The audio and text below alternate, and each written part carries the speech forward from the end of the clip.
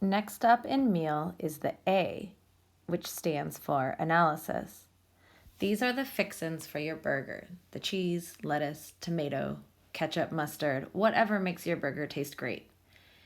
In an argumentative paragraph, this is where you explain what your evidence means and why it matters. This is not where you just repeat what your quote says in your own words. When you analyze the evidence, you are making inferences and new meaning. You have to connect the dots for the reader to explain what about the evidence proves your claim. Now let's return to this example paragraph to see what analysis looks like. Analysis comes directly after evidence. It reads, although red vines also include artificial flavors, Twizzlers contain many more synthetic preservatives.